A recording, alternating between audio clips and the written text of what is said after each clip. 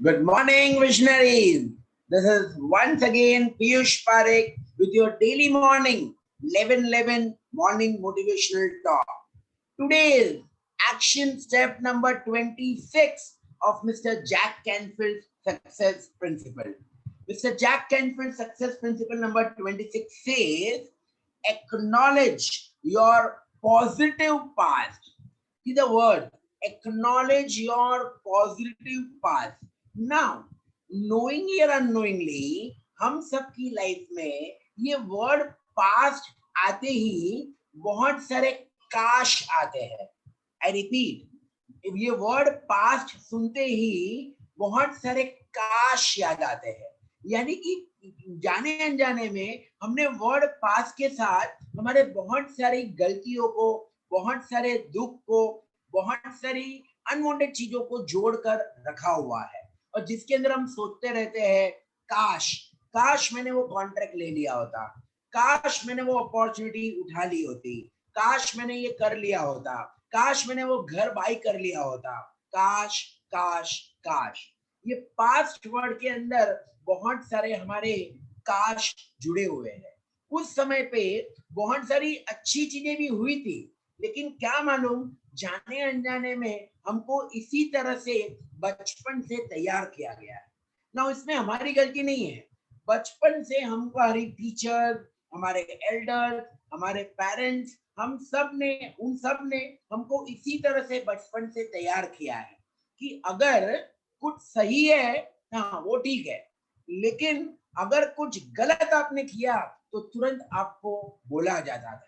तो आपके भी माइंड में धीरे धीरे ये बैठता गया कि लाइफ में अगर आप कुछ सही करते हैं वो ठीक है, लेकिन अगर आप कुछ गलत करते हैं तो लोग आपको टोकेंगे, और आपने भी सेम चीज अपने आगे के लोगों के साथ करना चालू किया, और ये विशियस साइकिल के अंदर हम सब फंस गए. तो आज अगर इस विशियस साइकिल में से बाहर आना है तो सबसे पहले तो इस काश वर्ड को अपनी लाइफ से निकाल दीजिए. बिकॉज अगर आपने आज आपके प्रेजेंट में जीना चालू कर दिया और प्रेजेंट वर्ड को एक प्रेजेंट की तरह लिया कि मुझे एक गिफ्ट मिली है, आज भगवान ने मुझे ये दिन दिया है, ये गिफ्ट दी है कुछ अच्छा ग्रेट करने के लिए, मैं बेस्ट वर्क करूंगा, बेस्ट डिसीजन लूंगा, बेस्ट रिलेशनशिप निभाऊंगा और हर कुछ ग्रेट करूंगा. अगर आपने ये विशियस साइकिल में से बाहर आकर प्रेजेंट में जीना चालू कर दिया तो आपका प्रेजेंट अच्छा होगा, प्रेजेंट और अच्छा होगा, प्रेजेंट और अच्छा होगा. तो अपने आप जिस दिन ये प्रेजेंट पास्ट हो जाएगा तो वो पास्ट भी अच्छा दिखेगा, उसमें भी गुड मेमोरीज रहेगी और सब कुछ अच्छा लगेगा. और अगर पास्ट भी अच्छा हो गया, प्रेजेंट भी अच्छा हो गया, तो ऑटोमेटिकली आपका फ्यूचर अच्छा हो ही गया.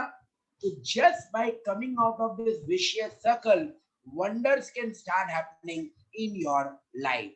नाउ भगवत गीता को लाइफ की सबसे प्रेशियस किताब मानी गई है, बिकॉज ऐसा माना जाता है कि लाइफ का कोई भी चैलेंज हो, अगर भगवत गीता का कोई भी किताब का कोई भी चैप्टर का कोई भी पेज ओपन करो, आपको गारंटेड उसमें सॉल्यूशंस मिलेंगे ही.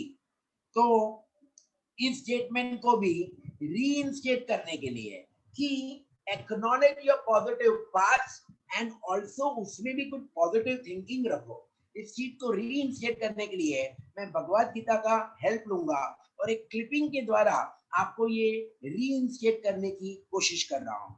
The gratitude for this clipping goes to inspiration Vidyalaya. तो इंस्पिरेशन विद्यालय को ये ग्रैटिट्यूड है for allowing us to share this clipping. तो लेट्स सी दिस क्लिपिंग. इसमें भी उन्होंने यही कहा है कि किस तरह से पॉजिटिव रहकर, वरना बहुत सारी नेगेटिव चीजें आपके आजू बाजू में है, बट आप किस तरह से पॉजिटिव रह सकते हैं वो बहुत इंपॉर्टेंट है.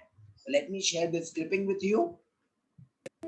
अक्सर लोग अपने आसपास की स्थितियों से असंतुष्ट होते हैं. लोगों को घट रही घटनाओं से बहुत सारी शिकायतें रहती हैं. जिसे देखो वही कहता मिल जाएगा कि ना जाने ये सब क्या हो रहा है. किसी का भी इस तरह व्यथित होकर प्रतिक्रिया देना और कुछ नहीं, उसके नजरिए यानी दृष्टि के कारण है। यानी समस्या दृश्य में जितनी नहीं, उससे अधिक दृष्टि की है। वास्तव में ये हम पर निर्भर करता है कि हम अपने समय और समाज की स्थिति को किस तरह से देखते हैं। हमारा नजरिया ही हमारे लिए संसार को देखने और समझने का एकमात्र उपाय होता है।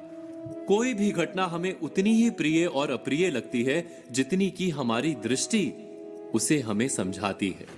Yes. आपने कभी आकाश में उड़ते बादलों में बनने वाली आकृतियों को देखा है? उनमें जो भी आकृतियां बनती हैं, तीन उसे चीज हम अपने अलग अलग नजरिए से ही दिखती है, परिभाषित अलग कर अलग पाते लोग। हैं। एक ही समय में वो एक बादल का टुकड़ा किसी को शेर और किसी को खरगोश दिखता है। कैसे? ये केवल नजरिए के कारण है। दृष्टि के इस मर्म को हम एक कहानी के द्वारा समझने की कोशिश करते हैं। किसी आश्रम में एक गुरुजी अपने दो प्रिय शिष्यों के साथ रहते थे। एक दिन गुरुजी ने अपने दोनों शिष्यों से पूछा कि ये संसार कैसा है, अपने दृष्टिकोण से बताओ। पहला शिष्य बोला, ये दुनिया बहुत बुरी है। जितनी देर की रात होती है उतनी ही देर का दिन। कैसा संसार है, उजले दिन के पीछे काली अंधेरी रात आती ही रहती है। अंधेरी रात को नष्ट करके केवल दिन दिन ही रहना चाहिए, बस केवल उजाला रहे। पहले शिष्य के बाद दूसरे शिष्य ने संसार को लेकर अपना नजरिया गुरुजी के सामने रखा। हर काली रात के बाद एक महाप्रकाशित दिन आरंभ होता है गुरुजी। सूर्य देव संसार को हर दिन नई ज्योति से भर देते हैं। लोग अपने अपने काम पर निकलते हैं। किसान हो, यात्री हो या पक्षी, सब अपने कर्म करते हैं। फिर थक कर आराम करने का समय हो जाता है। शाम घिरने लगती है तो हम सूर्य को विदा कर दीपक जलाते हैं और रात में भी उजाला कर लेते हैं। आसमान चमकीले तारों से भर जाता है। चंद्रमा का उदय होता है। रात के साथ दिन का क्रम बना रहना बहुत आवश्यक है, अन्यथा हम प्रकाश का महत्व कैसे समझ पाएंगे? गुरुदेव ने दोनों के नजरिए को समझा। संसार वही एक है। हम इसे कैसे देखते हैं उस पर निर्भर करता है। जो अंधकार को अधिक देखेगा उसे अंधकार अधिक दिखेगा। जो प्रकाश को महत्व देगा उसे प्रकाश अधिक दिखेगा। इसीलिए दृश्य नहीं, दृष्टि को बदलने या सुधारने की आवश्यकता है। दोस्तों, आज कही बातों पर विचार कीजिए और कल की प्रतीक्षा कीजिए।